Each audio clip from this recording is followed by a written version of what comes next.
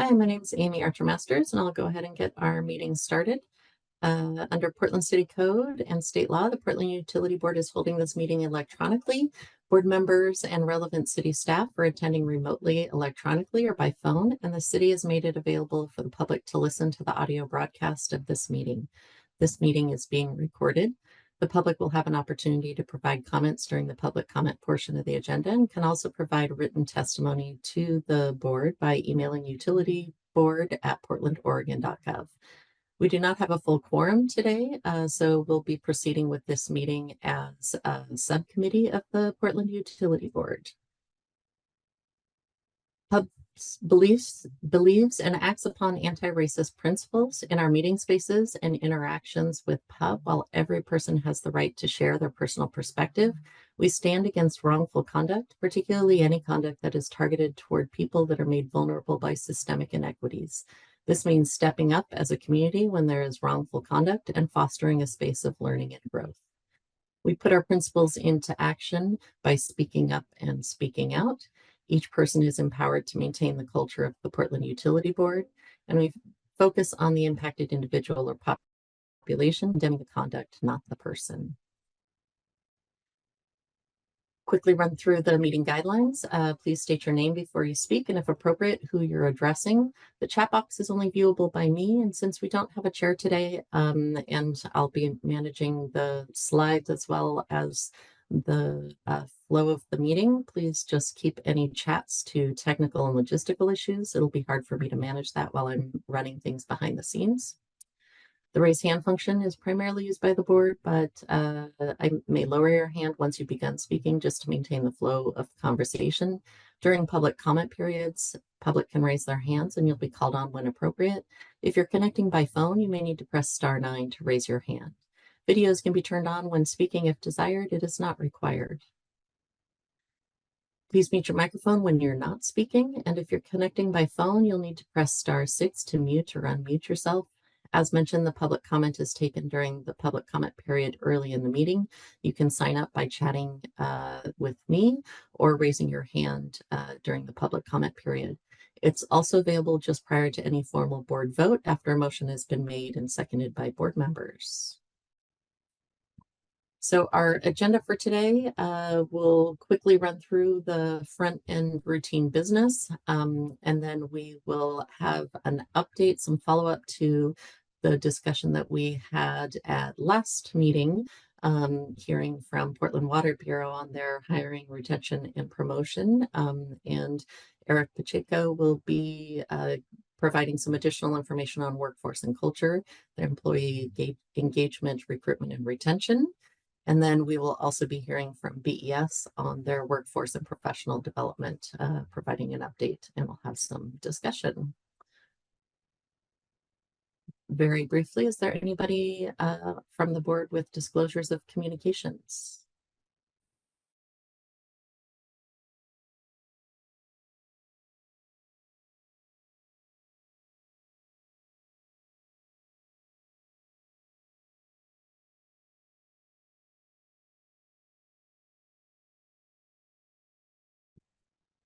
All right, seeing that, I'll move on.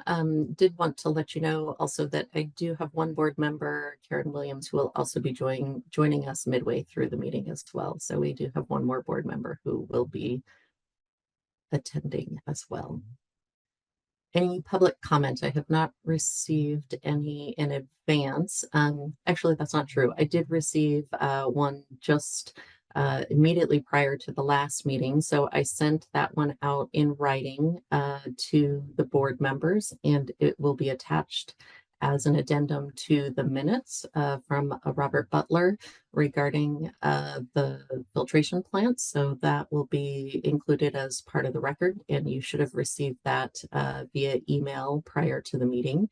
So that is the only comment that I've received as of the meeting. So if there's anybody in the room who wishes to give comment, please unmute and speak now.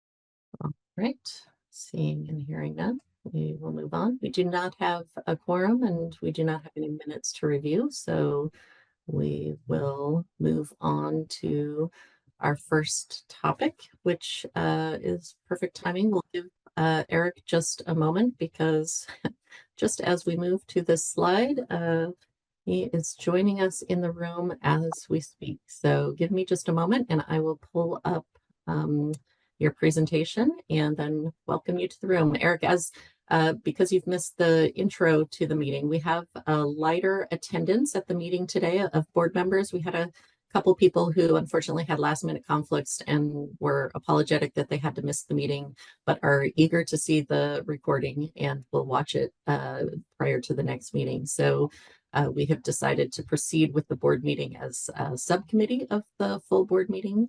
And so I will hand the floor to you and pull up your slides as you begin. Would it be possible if I shared my screen myself? Oh yeah, absolutely. Okay, let me do that.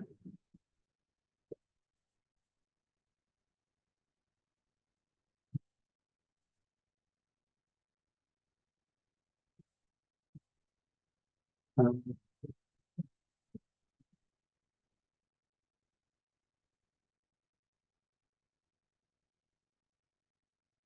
all right, can you all see that? Yes, I can see it. All right, wonderful. Well, good morning, everyone. My name is Eric Pacheco. I'm the Equity and Policy Manager at the Water Bureau, and I've been on my role for a little bit over 5 years now, and I'm the only one that's occupied this role. So I feel like I have a good sense of what's transpired over the past 5 years and the progress we've made at the Bureau since then. I watched the recording of the last pub meeting, and I know that there's a lot of interest from folks in terms of how did we come to develop an engagement survey back between 2021 and 2022, and how has the findings from that reporting or from that survey been used to help inform our recruitment practices and our retention practices. And so I'm going to talk about those three things and how they're interconnected and share with you kind of where we've been, where we started, and where we're going, because it's a journey. And feel free to pause me if you have any questions or comments or concerns. Why did we develop an engagement survey? That's a question I heard in the recording from the last meeting, and there are multiple reasons. One, the Bureau had conducted engagement surveys in 2010 and 2015. When I started in 2019, there was this idea, it's like, oh, well, maybe we need to do that one in 2020. Well, we know what happened in 2020. And so that delayed things a bit. However, both our strategic plan and our equity plan, our strategic plan was developed between 2018 and 2019. And it was launched towards the end of 2019. And our equity plan, which built on our strategic plan, both identified the need for continuing to run an engagement survey. And the thing is that since there was no equity manager or equity team before then, we really wanted to gather some baseline data and do an engagement survey that actually provided us with equity information, which the previous two engagement surveys didn't do. So, look, one thing that came through in both the way the strategic plan and equity plan are done, which were highly participatory processes, by the way. We had representatives from every work group across the organization, from field staff to manager and everything in between. And we recognize our workforce is our greatest asset. It is the most expensive item in our budget. And, we can't change pipes with AI. We can't make any of our work happen without our workforce. And so doing an engagement survey is really part of running a well-managed organization. There is no nefarious reason on why we decided to do this, other than we want to keep our workforce happy, and we want to make sure we're attuned to their needs and their values and their perspectives. And we committed to doing this, both our strategic plan and equity plan. And as I mentioned, we really need to gather a sense of baseline, like where are we starting from, so that as we start putting in place better practices and better policies, we can understand, like, are we making a difference? Is our needle moving? And here on the right side, you can see a screenshot of our workforce and culture section in our equity plan, which we established desired goals and outcomes and questions for the data, as well as a series of strategies for recruitment, retention, and employee well-being. Our engagement survey was conducted by a third party, as it is the best practice to do so. And we actually hired Dr. Duran Coles, who has actually done some work with other bureaus in the city, including BES. He did a workforce analysis for them in 2020 or 2019, if I'm not mistaken. And having learned from his experience, we wanted to hire him because he was able to grab the lessons learned from our 2010 and 2015 surveys, but also integrate that employee equity lens to the work, to the questions development, how we conducted the survey. One key thing was that we wanted to make sure that we were protecting the identity of our workforce, because one of the feedback that we received from the previous engagement surveys was that people felt outed by the data. And that is to say, if you're the only Latino person in, say, business services, and you provide a response to some question, well, people can probably tell, well, there's one Latino guy who's a manager in business services, that's Eric, right? And so we really wanted to make sure that we were anonymizing the data and make sure that we were aggregating. But the trade-off, of course, of aggregating data is that you also lose a little bit of resolution in terms of where is this, if there's an issue or there's a strength, where exactly is it happening and how do we address it adequately? As I mentioned earlier, we were also very focused on not just doing a survey, quote unquote, but we also wanted to gather qualitative data. So we did a lot of focus groups, and there was a lot of place to add comments, not just answering on a scale from 1 to 10, or agree to strongly disagree. The survey was open for 3 weeks. 2 weeks is best practice, but we were really targeting to get an 80% response rate. I think towards the end, it might have been like close to 65%. But we really, because the response rates were a little bit lower, we did focus a lot of time on doing focus groups. And these focus groups were done at times that were convenient for different teams and for different groups of employees across the bureau. So the preliminary findings of the survey part, so that quantitative component that goes down via SurveyMonkey, were presented to all all bureau employees in August 2021. And those helped inform the types of questions we would be asking in focus groups. And that was done via lunch and learns or breakfast and learns for our field staff. So those meetings were held at 6:30, 7 a.m. because that's the time that worked together for them. And the final recommendations were presented work group by work group. So we had the work group director for finance and some of their leadership team, or the same thing with operations and engineering. And we also had sessions specific to managers and supervisors, and also sessions that were specific, just open to all of our staff. And we held, I think, total probably close to a dozen of these final presentations, because we did one by each work group, and then we did one with our bureau director and deputy director, managers and supervisors, office staff and field staff. So probably around 10 to a dozen presentations. We also developed some coaching materials and communications materials, which you received last time, that were really focused at guiding our managers and supervisors and how to have conversations with their teams around the findings. And we encouraged them to have conversations on what about the findings of the engagement most resonate with their team, and to commit to some actions in addition to what we committed to at the bureau level. I just also want to caution us to not read a whole lot into the findings. The findings are not a statistical inference about the population, and that really just has to do due to the sample size. when you're doing sampling of any kind in statistical terms, the smaller your sample, the less you are able to make inferences about our population. And even with our workforce of 600 plus employees, that's just too small of a sample to make any broader inferences about the population. So also some folks didn't feel comfortable answering demographic questions, and that is true across the city of Portland and presumably other employers. People are concerned and worried of what's going to happen with this information. So some of the key findings, and one of the things I want to highlight here is that 3 of the 5 highest scores were related to people management strengths, and 3 of the 5 lowest scores were also related to people management. And so we recognize that there is a lot of work that we need to do in making sure that our managers and supervisors are well trained and well coached and know how to take care of the people that are under their charge. And the best practices show people don't leave jobs, they leave bad managers. And so you can see here that people say their supervisor is accessible when they needed them, and their supervisor treats them with fairness and respect, and their supervisor agree on why their work is important. And they also say, hey, they're afraid sometimes to speak up without fear of retribution, right? Presumably that is because of their supervisors. So, or this organization makes it difficult to get feedback based on what they get from their employees.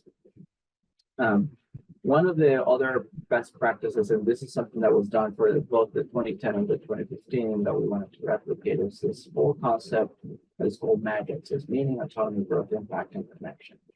And so we were trying to compare what were the highest scores for each one of these things for between 2021 and 2015. And so for 21, the highest score was my job provides me with a sense of meaning and purpose. People do feel like they have autonomy. 8 out of 10 employees do.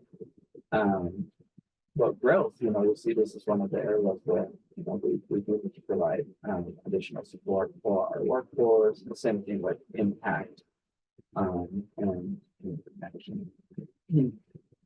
One of the things that we did also in terms of communicating, because Eric, yes, you started to get a little muffled there. Could you just speak a little closer into your microphone? Yeah. Thank you. Is it better? Yeah, that's a little better. Okay, yeah. Maybe so I stepped a little too far back. One of the other things that we wanted to do is our engagement survey, which you have, is quite lengthy. There's a lot of information in there. And we don't expect every person in our bureau to go through that. And so we wanted to distill the key findings. And this survey was structured around these 5 different categories. And so we wanted to give the people a sense of kind of the highest and lowest score for each category. And so we see that there's a lot of strength cohesion, but we really have to work on workforce development and providing better feedback on mechanisms for employees so that folks really feel that their voices matter.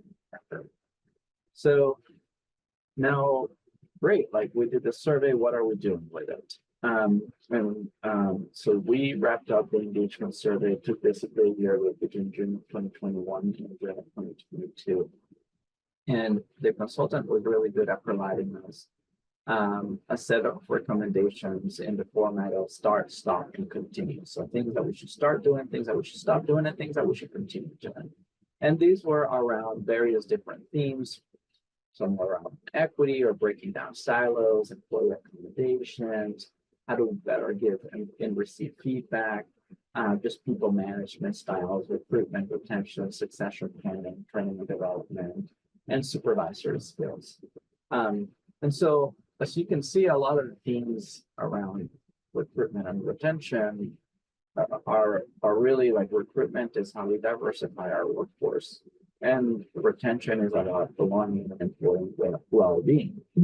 And these, each one of these things falls into either one of those 2 bands. And so when we were envisioning what do we do with this next, and one thing that I've been very mindful of is, in general, across our country, we've lumped DE&I, diversity, equity, and inclusion, into one single bag, as if all of these were similar issues that require a single set of solutions. But they're all very different issues that require different solutions.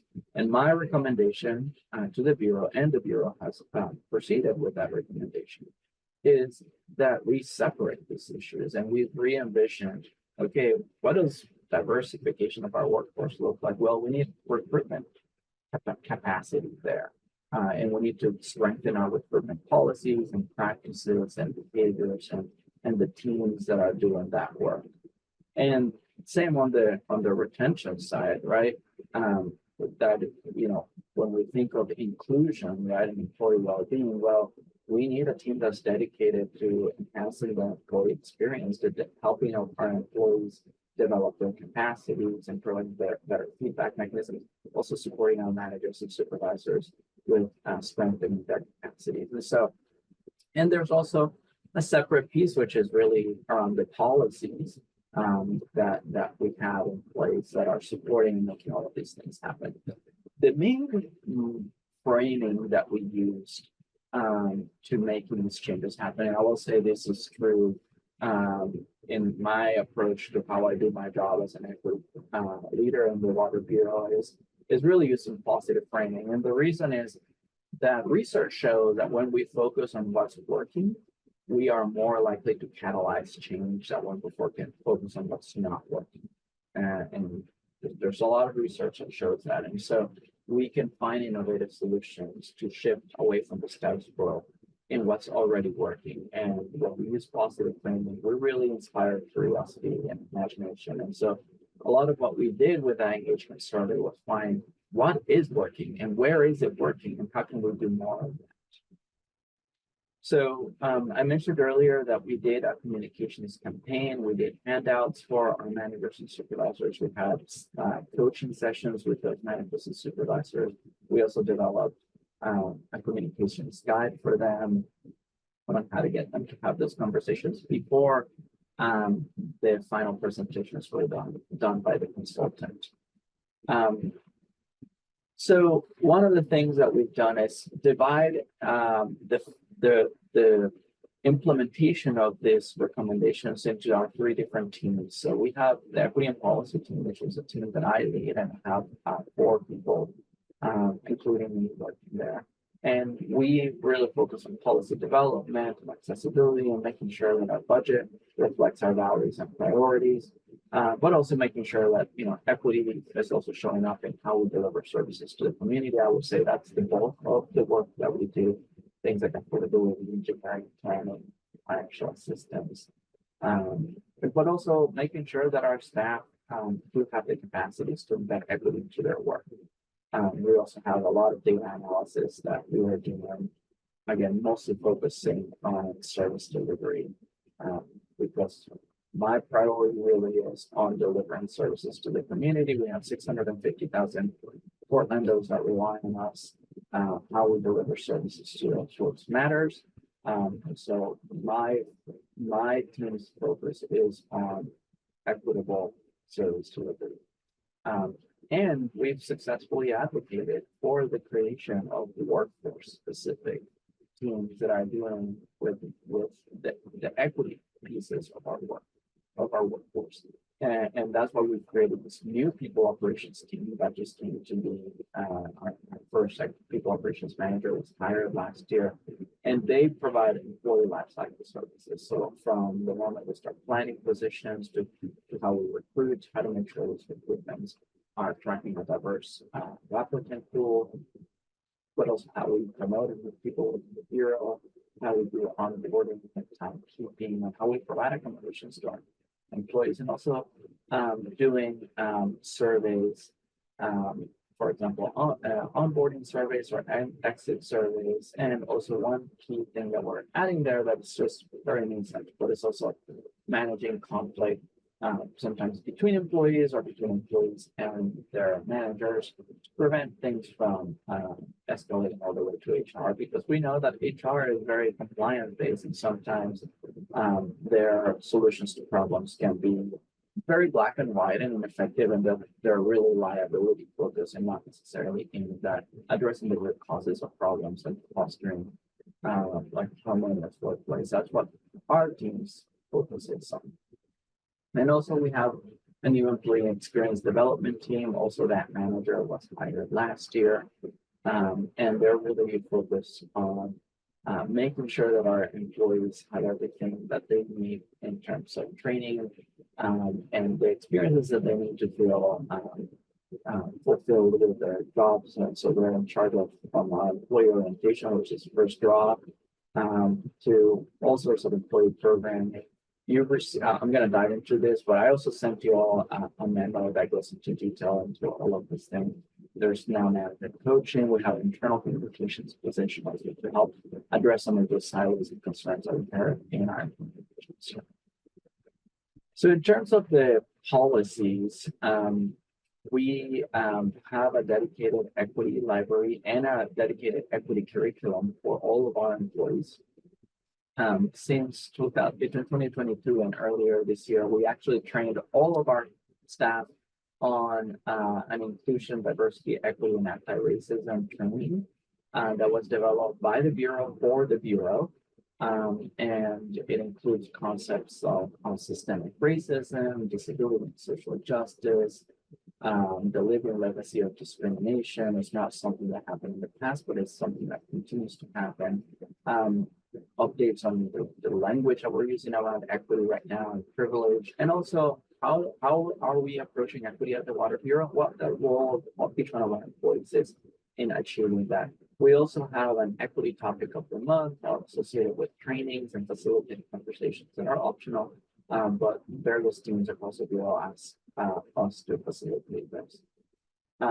We also make sure that there's equity embedded into every work group and key teams in the Bureau, and this is really making sure that every action in the equity plan has an owner, and we budgeted for every action in our equity plan, and most importantly, we are on track to get all the actions of our equity plan done by next year. So we launched our equity plan in August of 2020, and it was through July of next year, and we are right on track to get the things done. And I credit that to the leadership and just our approach on working out with our managers and supervisors and make sure that the right folks are given the right support and that they also know what's expected of them, and we're not going around shaming or blaming people or telling people that they're less than or pointing fingers, but we're really rolling up our sleeves and working with partners with them, because this is all our collective responsibility, but we also can't expect people to do work that they haven't been expected to do in the past or that they weren't never really trained to do.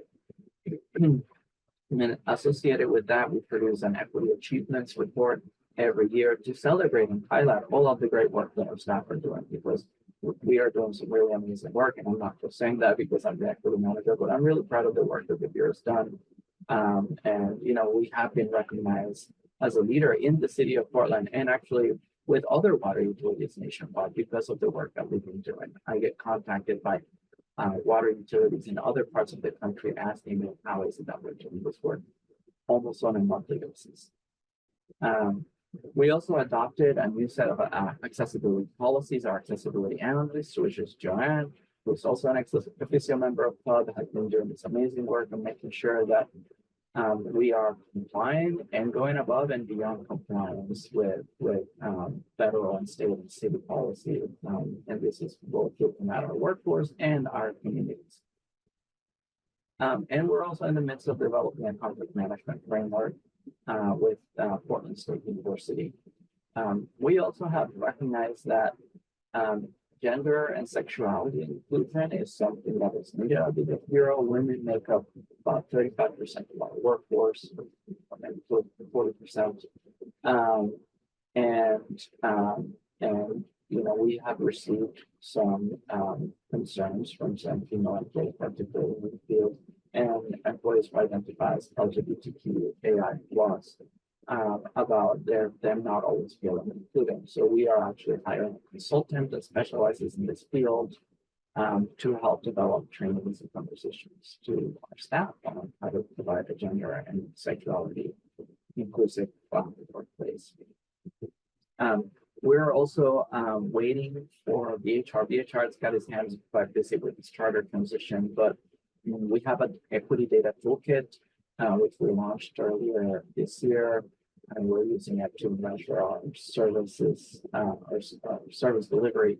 But we also have an intention to develop an employee dashboard. But we need access to more data than we currently have access to, and we're waiting for the HR to provide that to us. So now moving into our recruitment strategies. We actually developed a temporary recruitment policy back in 2021, and we're actually going to be updating that later this year. We actually have somebody that started today that's going to be doing that. But one of the things that we did is we standardized job descriptions. We made sure that every manager and supervisor has equity responsibilities embedded into the job description, and that everyone that's facing community also has equity responsibilities embedded into those job descriptions. We also standardize how we put together our interview panels and interview questions, and we also increased our outreach plan. So we actually are spending a lot more resources and effort posting in more different types of sites to attract a more diverse workforce. I mentioned earlier, but we hired our first people operations manager and created a brand new team. And some of the things that we're going to be doing over the coming few months and years is, again, updating those recruitment and onboarding practices. And we want to, that person that started today, part of their job is going to be working with us to help build pipelines of candidates in the field. This is a requirement for us. We are finding it more and more difficult, and this is a nationwide problem, more and more difficult finding the candidates that we need, because to work in a water utility, you need specific certifications, specific specialized training.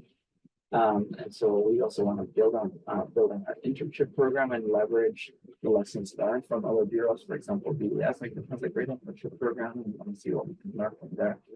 And also make sure that we are standardizing how we're doing onboarding and exit survey, so we're gathering the right data from our workplace. I wanted to share, this is what the last 3 years of data look like between our applicants and our hires. So you can see on the graphs on the most left, on the top row is the applicants. So 60% of our applicants are men and 39% are women, and less than 1% did not disclose their gender identity or identify as a man or women. But when you look at our recruitment, it's fairly comparable to that 61% male, 39% female. When you look at race and ethnicity, you can see at the top that it's about 33% Black, Indigenous, Latinx, Asian, Pacific Islander, Middle Easterner, and multiracial, and 67% white. Whereas our hires are actually more diverse than the applicant group. So it's 38% BIPOC and 62% white. We don't get data on the applicant hires with disabilities or veteran status. We only get the applicants. But you can see that we're actually got about 8% of the applicants are people with disabilities, and about 3% people that have veteran status.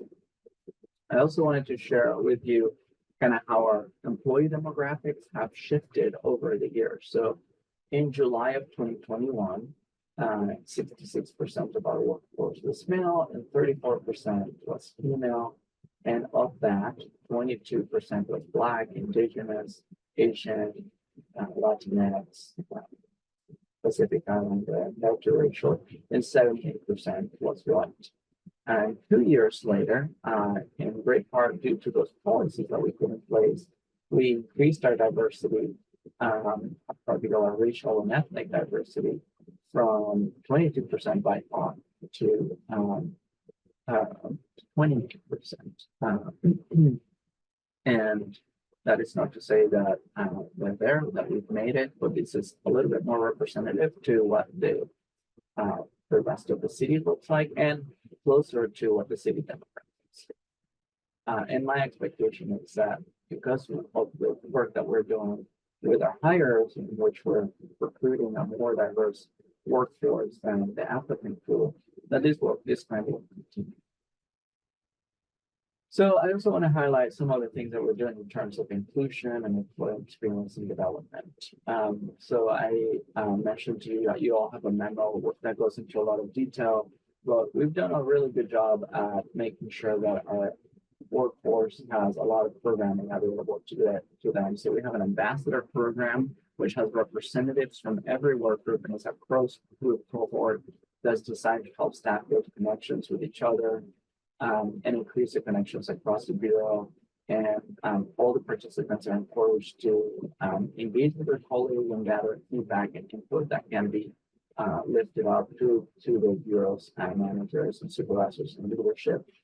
We also have a program called SOAP, which is sharing our assets and knowledge for employee development, which is a cross-group learning opportunity where employees spend 6 days getting to know how the Bureau works through site visits across various facilities and programs. We have a new management advisory committee, which is a group of mid-level managers with representatives from every work group to improve that can be took to improve our manager and employee experience with policies and processes. We have a First Rock, which is our new employee orientation program. We have the Job Shadow program, which is facilitating career development through job shadowing, and also making sure that we're building a lot of succession planning and we have redundant skill sets, which is really good for resilience. We have the watering hole, which is an informal professional and personal development where we bring experts on various different topics with the talks and presentations, like lunch and learn style. We also have a Bureau-wide subscription to LinkedIn Learning, which is accessible for free to all of our employees, and they're encouraged to take advantage of their certificates and trainings that they can take on their own desire.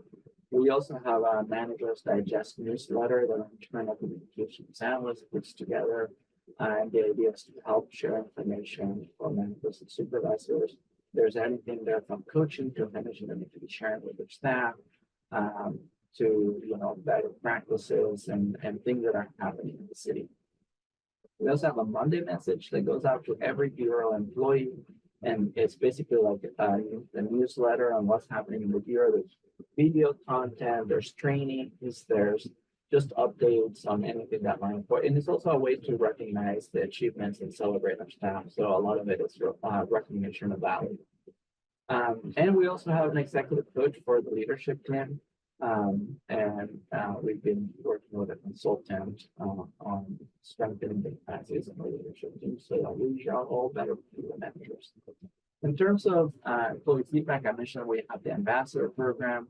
We're actually also doing focus groups and surveys with various different topics and within different work groups. For example, during the re-entry, quote unquote, when when employees were asked to come to the Bureau post-pandemic or come to the building, we have conversations on how to do that in a way that reflects employee morale and flexibility. We also are offering more flex schedules to our field staff.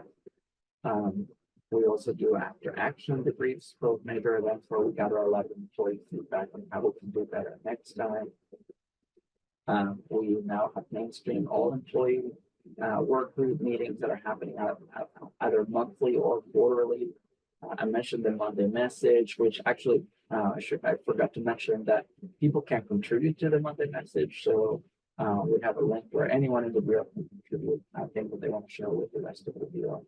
We also have monthly Directors Corners calls. So this is kind of like an Ask Me Anything that our Bureau Director, Dave Soldner, puts together to make sure that there's a direct line of communication between her and all of our workforce. We also have a biannual engagement survey. So the idea is that we're gathering updates in our survey. So we did one in 2022, and what this plan has always been that we'll do an update every other year so that we can start capturing data like, okay, are we moving on some of these things? And our employee experience and development team leads that effort. So it's one work on.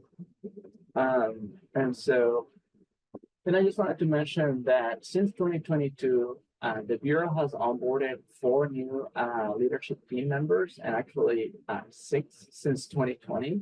And our management team is one of the most diverse in the city.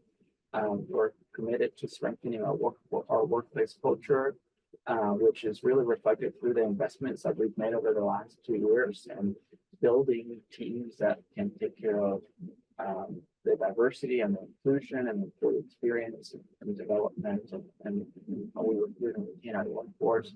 I mentioned earlier that we are working with an executive coach. This is really focused on communications, conflict management, appreciative inquiry. How do we lead inclusive and teams where there's a lot of belonging, but also so that we know how to give and receive feedback and effective listening. And we're encouraging and engaging with them as a supervisor so they participate in the city's leadership experience and development program, and really take part in that management advisory reporting committee, where actually we have managers and supervisors from there share their best practices and lessons learned through that managers digest. So that's what I have for you right now. I presume you have some questions and comments that I will be happy to answer.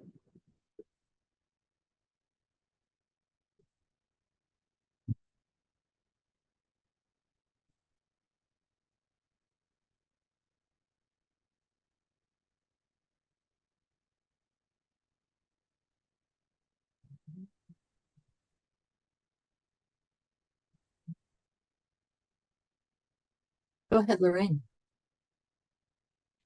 Thank you. Hi, Eric. Thanks so much for coming and providing some more context about it, about the survey and all of that.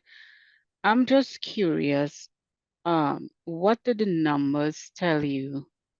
And I'm asking specifically about the charts and percentages versus actuals.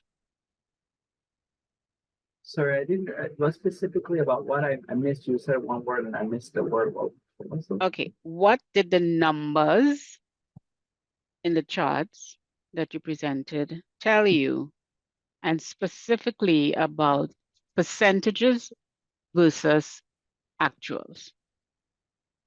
What specifically are you referring? I'm not sure I'm understanding your question. If you could pull back up your presentation and you go down to your charts where you show demographic and different types of data, and it had both percentages and actual numbers. And what did you all glean from that information?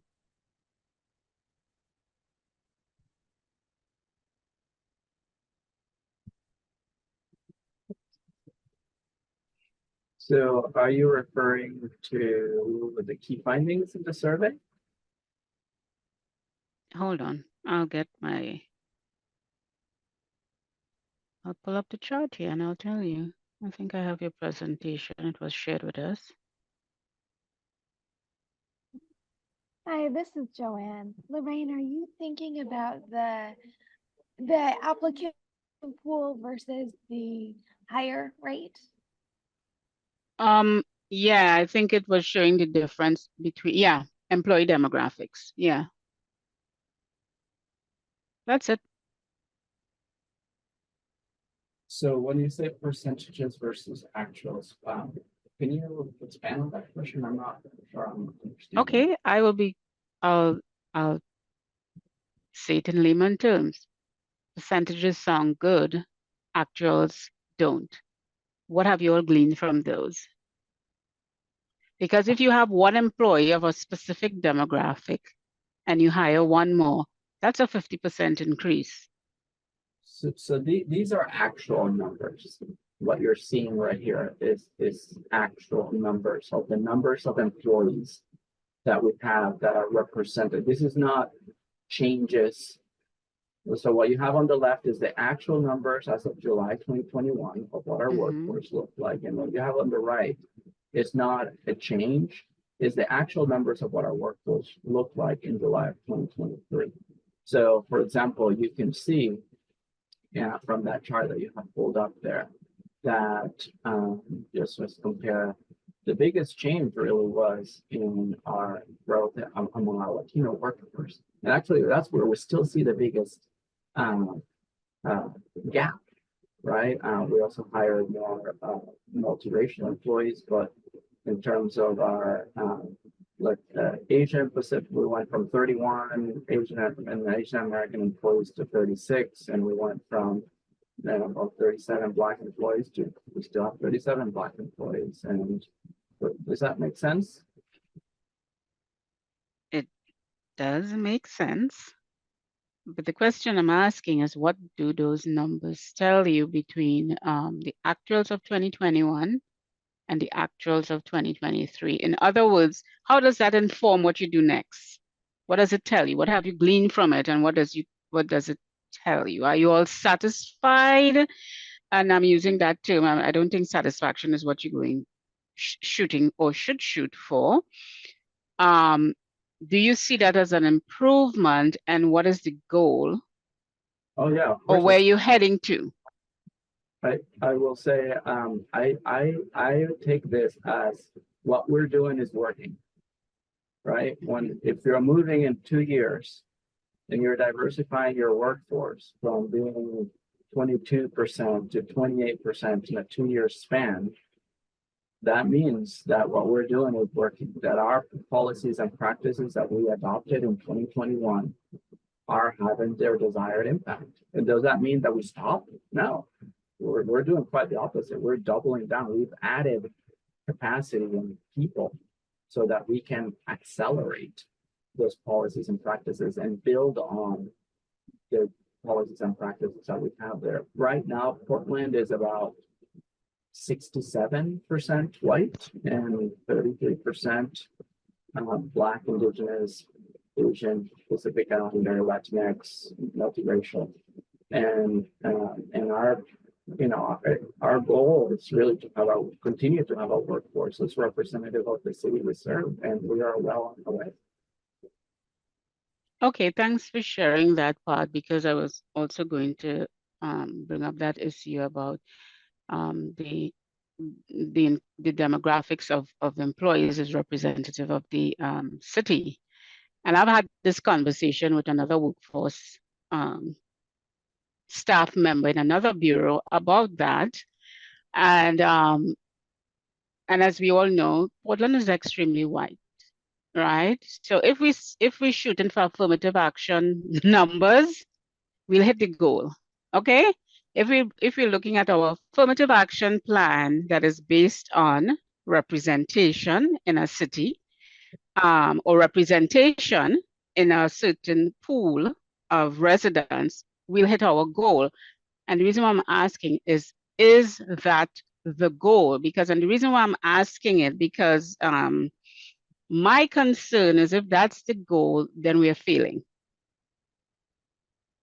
If it's the affirmative action numbers being representative, we are failing, because as you and I know, there are a number of cities in the United States of America where the population is a certain amount, but the representation in leadership does not represent the population. In most of those cases, it's where the power lies and who is in charge of the majority of people and who it doesn't represent, right? If you want me to clarify that more, I can. I'm being I don't very know if diplomatic.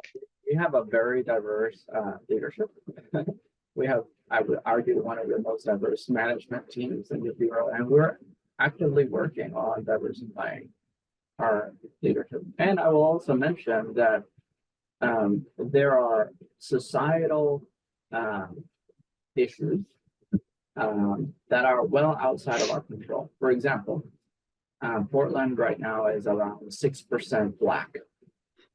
But Portland, nor Oregon, nor the United States produces a comparable amount or a proportional amount of Black engineers, right? Those are structural issues within our society that stem from the racist history of our country that are outside of our ability to change them. So we cannot flip a switch and create more Black engineers tomorrow. We are working with our partners on making that happen, but we cannot change the very fact that today, you know, and it's the same for Latino people, it's the same for many demographic groups. And so we are doing everything we can within our ability and investing as many resources as we are responsibly allowed to do, remain fiscally responsible to change that. But we are not going to see those changes today. And it's not because of intrinsic factors to the Water Bureau, it's because of the society that we operate with. Okay. This wasn't an accusation. It was just me asking if what is the goal, and if it's that representative position. Hey, we're recruiting, and the recruitment looks like the city. Then I'm saying it should be a higher goal than that. That's all I'm saying. And not accusing of what you're doing is not working or anything like that, because I have heard that before, that, hey, the staff represents the city. And that's all I'm saying. The other question I have is regarding your letter that you sent. And if anyone else have a question, just let me know and I'll stand down. Let me find I had it up here. I think it was on page 11. I closed it off to look for your presentation. Hold on, I'll get it. If anyone has a question in the meantime, please feel free to ask.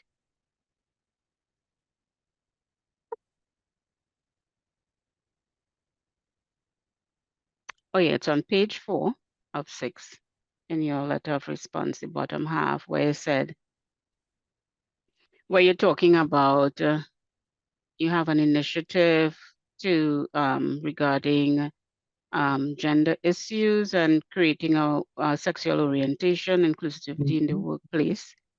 And could you just share a little bit more on the learning mindset of personal and collective growth? Are you specifically talking about the gender piece and the LGBTQI plus? Is that what I'm just want to make sure?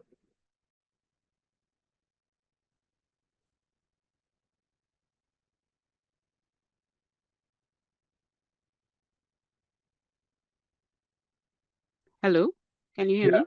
Yeah. Oh, I'm are you- sorry, my headphones went out. I didn't hear your question.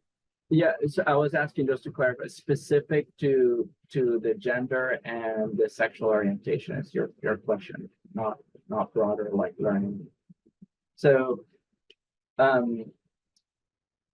we are aware because of our employee engagement surveys, and also as an equity manager, I speak with a lot of our employees, and that for women and people who are identified as LGBTQII, Spirit plus, that in some of our field crews, there have been incidents of comments being made that did not make our employees feel welcome and made them feel uncomfortable or harassed, or really that they couldn't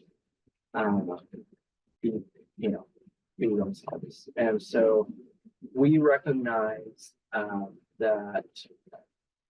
that requires a specific skill set to approach those conversations that our managers and supervisors, and quite frankly, I am not well equipped to handle. And so we are hiring a consultant that specializes in that field so that we can address that issue. I will also say that I am asked quite often, why is it that we are focusing on race and disability in terms of our equity work, and why is that gender does not feature prominently there? And the simple answer is that we do not see the same degrees of discrimination within the Water Bureau, and I can't speak for the rest of the city, that we see in the data for people who are not white. For example, you earlier mentioned something around our managers and supervisors were representative, which is not the case. Our workforce, as I mentioned earlier, is around 28% people of color, but a smaller share of that are managers and supervisors. Growing, but not as large of a share. Whereas women are 35% of our workforce, yet they are 50% of our managers and supervisors, and more than 3/4 of our leadership team. And so, yes, there are issues for women in some pockets within the Bureau, and we're working to address that, making sure that, most importantly, that our managers and supervisors have the tools to disrupt that. And I think, as I mentioned earlier, a lot of our focus is really on making sure that our managers and supervisors are creating the workplace culture that's inclusive of the entire city.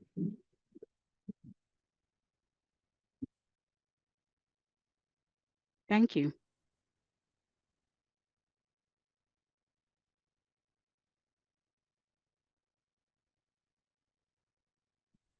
All right. Thank you, Eric, for taking the time to meet with us again today and follow up on the questions that folks had. We are running short on time, so I'm going to wrap up this portion of our presentation. And if folks, actually, Karen, it looks like you have a question. So why don't we take one last question, and then if there are remaining questions after this, then maybe I'll take those outside of the meeting and pass those on to staff. So go ahead, Karen. Actually, Amy, I am late to the party here, so I will submit my question via email is just fine. Okay. All right. Thank you, Karen. So I will move on so that we have a little bit of time for BES's portion. We had thought we'd have a little bit more time in the meeting today, so their presentation may be cut a little bit short and may carry forward to a future meeting if there's not enough time for the full conversation. But I'd like to welcome Farshad Aladadi and Lynn Casey to share some information about workforce and professional development that is happening at the Bureau of Environmental Services. So please welcome their staff to the floor, and I will stop my screen share so that you can share your materials directly. Thanks, Amy. And I just want to share my appreciation for Eric's presentation. This is, and you'll see some connections to our deck here. I think the consolidation of the utilities into the public works service area, I think, is going to provide us a lot of opportunity to share and learn from what's happening in our sister bureaus, and to bring some overarching consistency and economies of scale to our efforts in this space. So that was a really great presentation, Eric. Thank you. I'm going to share my presentation here when I find. How's that? Yep, that looks. Okay, great. So Farshad Aladadi, Business Services Group Manager. I'm joined by Lynn Casey. And we're going to go through a very high level. You'll see some similar themes, I think, to the past couple of presentations that the Water Bureau has made to the pub.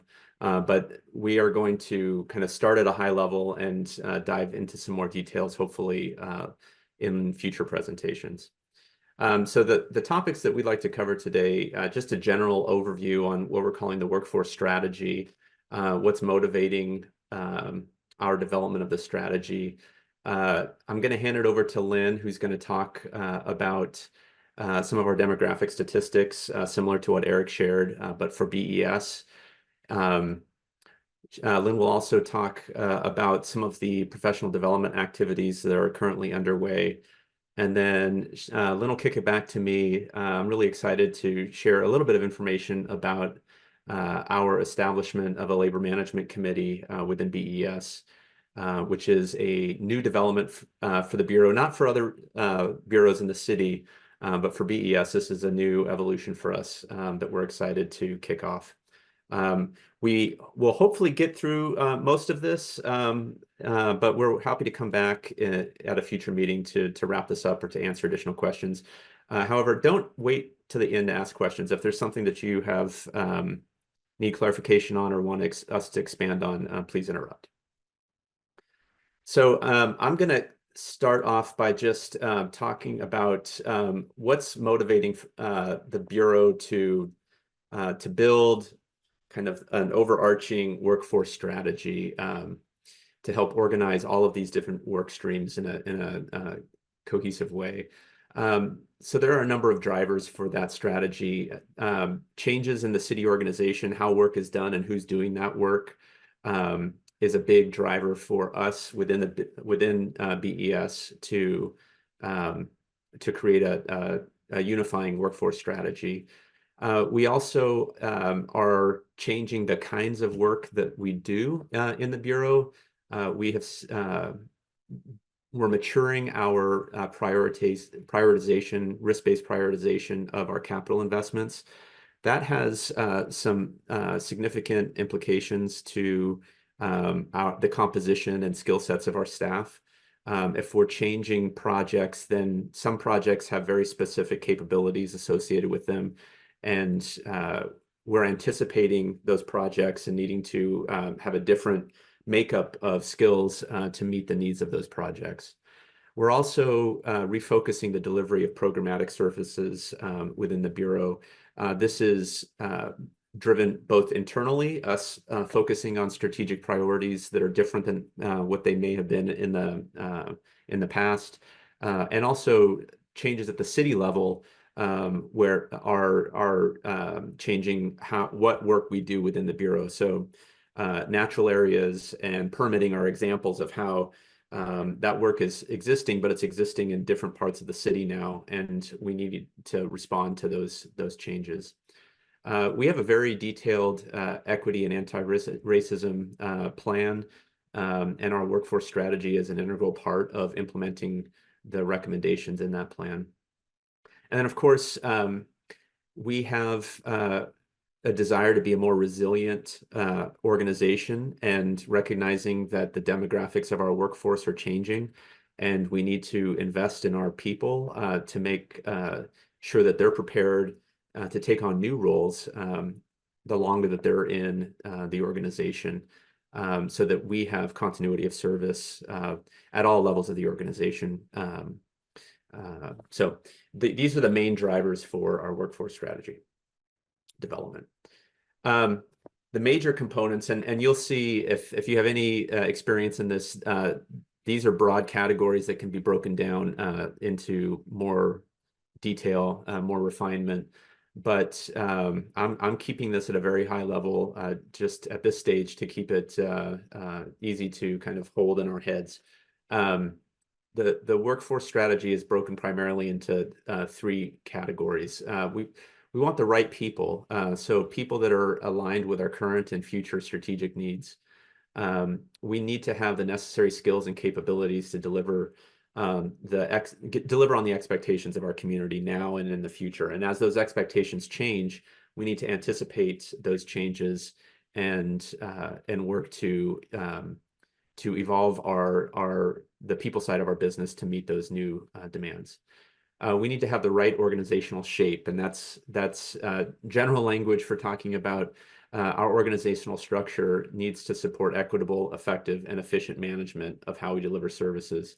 And we do that through maintaining a reasonable span of control for our leaders and supervisors, having documented position descriptions so people know what's expected of them, clearly defined roles and responsibilities and accountabilities. So I'm categorizing all of that work under the shape of the organization. And then we need the right support. So to be effective in our jobs, BES employees must be engaged to contribute to organizational success. We heard a lot about employee engagement.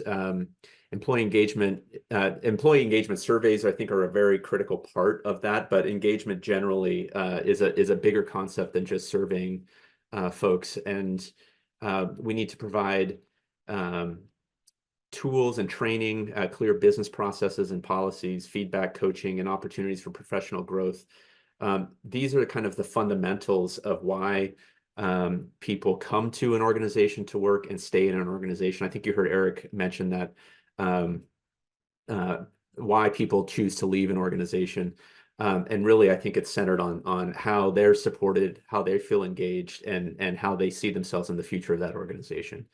So each of these can be decomposed into numerous work streams and focuses of planning and investment. But categorically, these are the largest areas that we're focusing on in our workforce strategy. So also, I think you mentioned benefits of having Eric go first. We're not the masters of our of all things BES. We have a lot of external influences that we need to respond to. And I think they're not only constraints on how we do this work, but they're also present opportunities for us to do work in a more collaborative way, to realize economies of scale, and to have a consistent employee experience within the city, not just within the Bureau. And we're viewing the workforce strategy as being the intersection between the city's workforce interests, our service area's workforce interests, and the Bureau's workforce interests. So at that point, at that nexus is where we're hoping to get the most value from our development of a workforce strategy.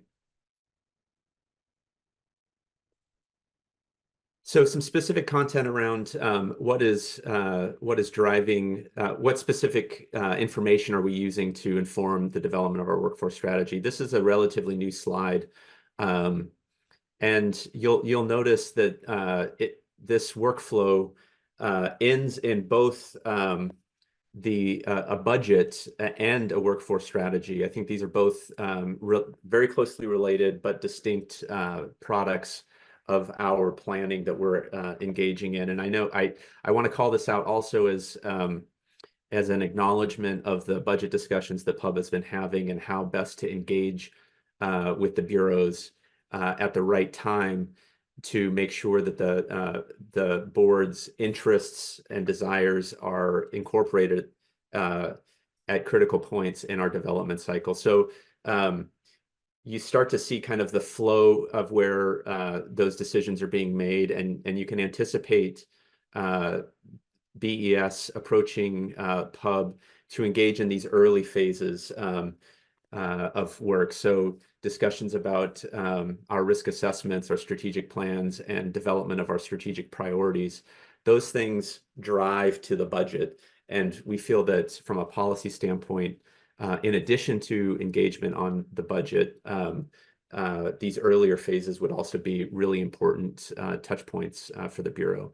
But we're seeing this, that we really can't develop an effective strategy for our workforce until we have some of these precursor plans in place. EUM, Effective Utility Management Assessment, is a body of work we're currently engaged in. It's a best practice for utilities. And we are working through the early stages of doing an assessment to show where we may need to make increased investments that will have a workforce strategy implication. Risk assessment, levels of service, and portfolio management. You've heard a lot about over the last couple of years. These are the foundational pieces for BES's reorganization back at the beginning of the pandemic. These also have implications for our workforce strategy. And of course, the Bureau strategic plan and the city's transition plan also impact our strategy. Those three bodies of work will funnel through this next fiscal year's strategic priorities, which will then be implemented through our budget and our workforce strategy. To support effective flow of this planning effort, we really need to have clear roles and responsibilities and communication with all of our stakeholders, internal and external. And so I'll just circle back on kind of a heads up that we'll be circling back to the PUB to make sure that you see this as an opportunity to connect with the Bureau at critical points during the planning. So I'm going to keep going unless there's questions, just to get as much of this content in front of you all. I'm going to hand it off now to Lynn. So again, just this is summary level information that shows kind of our current state demographics from BES perspective, drawing on the same data sources that the Water Bureau reported on. Lynn? Thanks. Yeah, I'm Lynn Casey. I'm a business operations manager here in BES. And part of my role, among other things, is the recruitment, hiring, training, workforce development for the Bureau. So just kind of some quick graphics on demographics here.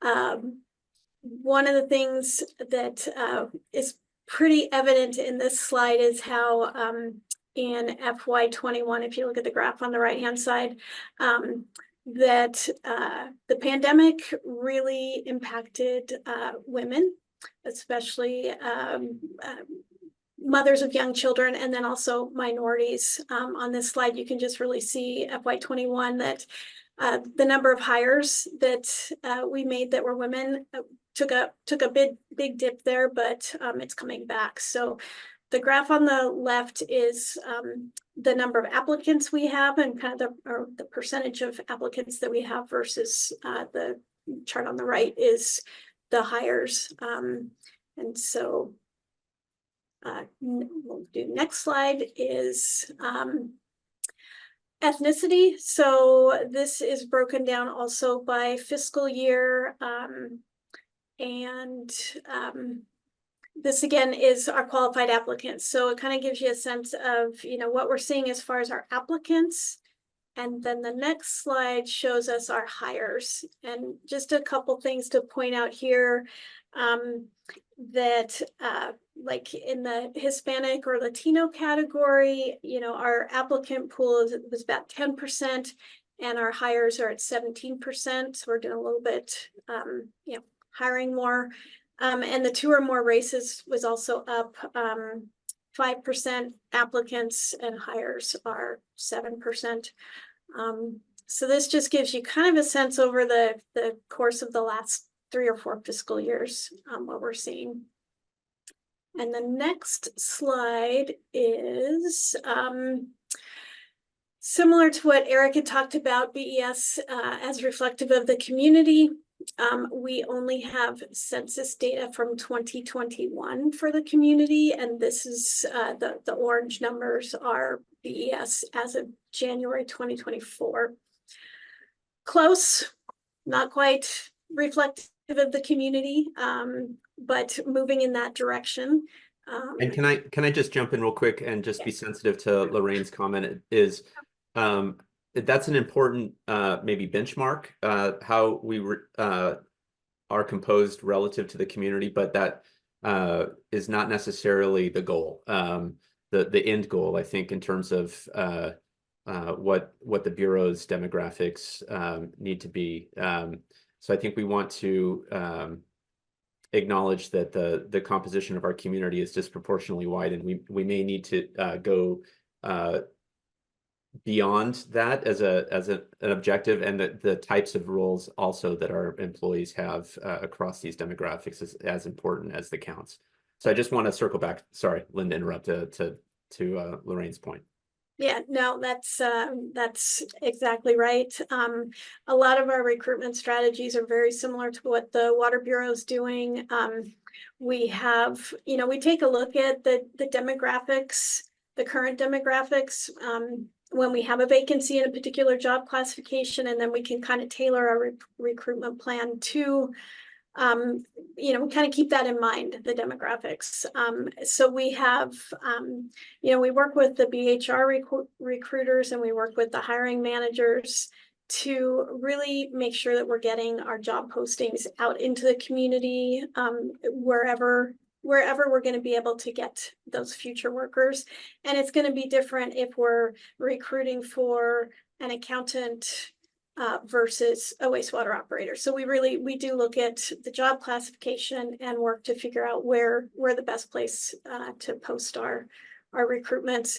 We post a lot on LinkedIn For some of the more professional jobs, we post on our Bureau's Facebook page. I see those postings pop up quite regularly. We've also updated our job announcement template to make it, just a little bit easier to read, really kind of highlight why the Bureau is such a great place to work. We provide sample interview questions to our managers, and we work really hard to make sure that our hiring panels are diverse. We've got internship programs that we do, and we've hired a lot of full-time regular people from those internship programs. They start out as students. So we've got a pretty good recruitment plan for increasing diversity. We are starting to see larger lists of applicants. So back in 2021, 22, the lists were very small. We would go out for a recruitment and get 20 applicants, and it makes it hard to do a good hire with that few people. So, but luckily and this was common across the whole city, not just BES, and we're starting to see those lists get larger. So that's a real positive sign. Let's see. The next slide, I think, is just a quick slide on our employee movement. So over the last 12 months, we've had 62 new hires. We've had 30 internal promotions in the Bureau, which is great to see. We've had 36 people leave and 11 people retire. And then we've hired back 3 of those retirees as working retirees, which is also a really great thing. We're able to use their institutional knowledge and help train the new person that comes on to take their place. So that, I think, is it for the demographics. Professional development update. So our training and workforce development team of one has been super busy. We have a really great program, onboarding for new employees, that we call One BES, and that's a quarterly program that we do. And we have about 20 people per cohort. It's a 5-week program where they meet once a week for 4 hours each morning, and they learn about the Bureau. It's really organizational onboarding, so they're really learning about the Bureau and the groups and what we do on a high level, rather than those day-to-day onboarding tasks that you might see. And then each of these also involve or include a tour. So we've taken them to a pump station, we've taken them out to the plant, we've taken them out to a stormwater facility. So really get them involved so that they see kind of what's going on across the whole Bureau. Oftentimes we might hire, again, let's say an accountant, and they might sit at the Portland building and never get out to any of our other locations or see what goes on in the field. So this is a great program for them. We have also started some lunch and learns. I think the Water Bureau does the same thing. And these are just 1-hour trainings. They are, kind of voluntary. They're not required, but some really good information for our employees. We've done job panels, which give employees an opportunity to learn about what some of the job classifications do. We've done presentations from different experts and tips and tricks on technology, how to do Zoom meetings and Teams meetings. And then we've also done some de-escalation and navigating challenging conversations. And we've got a consultant that helps us with that one. They lead the workshop, and that's been a great one for mainly our field staff they're out in the field and kind of helping them to navigate some challenges when they're out there in the field. Next slide. Yeah, some of our upcoming projects. One of the things we're working on right now is onboarding for new supervisors. With all of those new promotions, some folks are getting promoted to be supervisors, and we have found that we need to provide them with some more training. And so we're really building some training opportunities for our new supervisors. Mainly, we get a lot of questions about budgeting and finance, so we're doing that. And then creating that person-centered approach to a team. So a lot of these supervisors, they're brand new supervisors, so really helping them out there.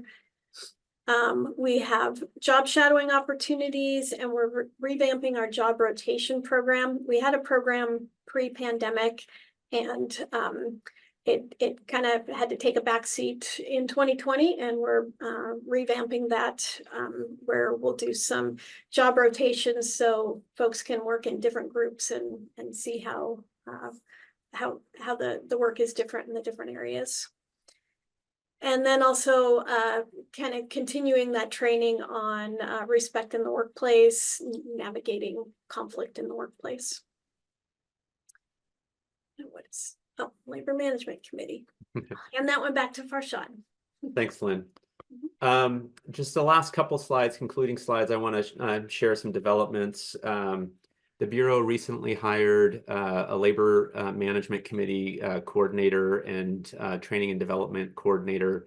Their name is Jenny Siciliano, and this is to meet a need that the Bureau has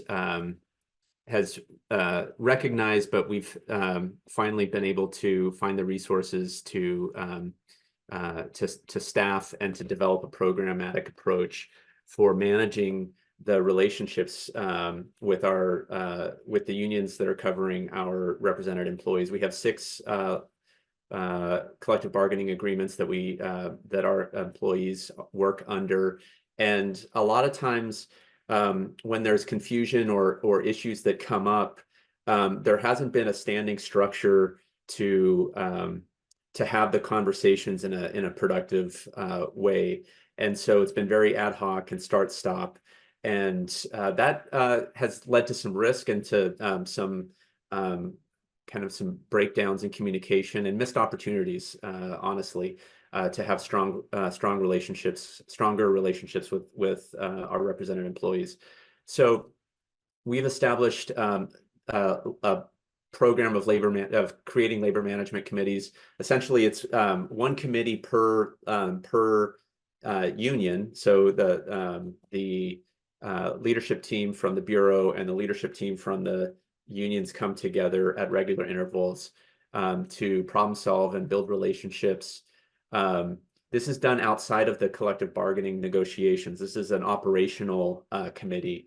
The objectives here are to improve access to leadership, to have good communication and transparency about it in both directions, between both organizations, so that we have a more solid foundation for a good relationship. And ultimately, we want to have strong, effective working relationships that are resilient to any external or internal dynamics that may be disruptive. So we're starting with a couple of our unions first. This is in the run-up to negotiations. We felt it was important to prioritize the establishment of these committees before negotiations, so that we could have that starting place of a stronger relationship ahead of those negotiation conversations. So Jenny has been leading this work. The establishment of these initial committees should be up and running later this summer and into the fall when the negotiations start. So we'll be definitely have a lot more information on this. It's in the very early stages. Having not had a program of LMCs before, we're doing a lot of research about best practices within the city, consulting with unions and BHR to make sure that we are accounting for all of the needs within an LMC, and then building it from the ground up. So we're all very excited by this. It hasn't borne any fruit yet. We're planting seeds at this point, and watering those seeds, and hopefully we'll get some fruit that everybody will appreciate down the road. So that was a very quick fire hose presentation. Happy to answer any questions if there are any right now. Karen.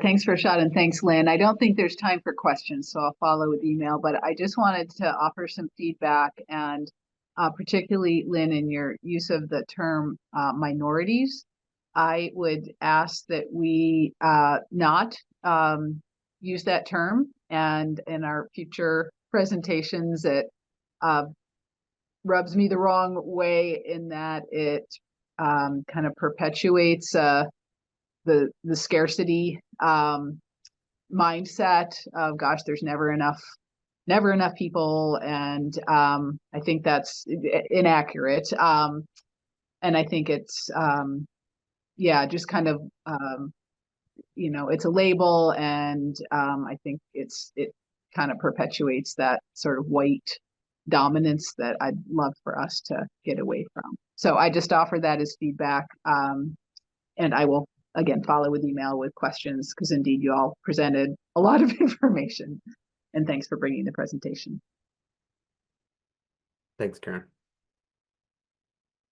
I'm not sure who's on the iPhone. Oh, this is Eric. Sorry, I had to switch to my phone. I just had a comment on something that came up in both of our presentations, and I didn't think to mention it earlier, around rate conversations within the city in light of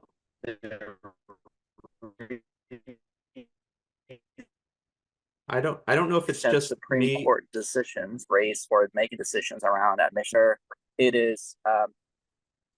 Can you hear me? Is it better? I honestly, Eric, it was very garbled for the most of what you said. Is this any better now? This is great. Yeah. Okay, yeah. So I was saying that in light of recent Supreme Court decisions around the uses of race to make decisions, like, for example, during university admissions, there have been some conversations within the equity managers and even within HR whether it is legal or not to have any race-based goals on hiring, because implicit in that could be an admission of implicit discrimination on one way or another. And I know that for a long time, those laws have favored white people, but unfortunately, we live in a system where we have to adhere to what the Supreme Court justice says. And I just want to be very mindful that when we use terms like we aspire to have a workforce that's representative of the work of the cities that we serve, we do so in a way that also shields us from liability and that allows us to continue to do the equity work that we value and want to continue to do, because sometimes being overly explicit about our goals can actually be detrimental to the work because it can bring unwanted attention to the work. So we also have to be very strategic in how we communicate and the language we use to achieve our goals. I really appreciate that comment, Eric. And I know that's where I personally have struggled, because I'm a very outcomes-oriented thinker, and I want to know kind of what the objectives are, and that I do recognize that has been an area of great sensitivity and caution, and maybe it's driving some of the lack of satisfaction with how we talk about the some of our equity programs with the pub and other stakeholder groups, because it's difficult to be very specific about what the ultimate objectives are given this environment. Great comment.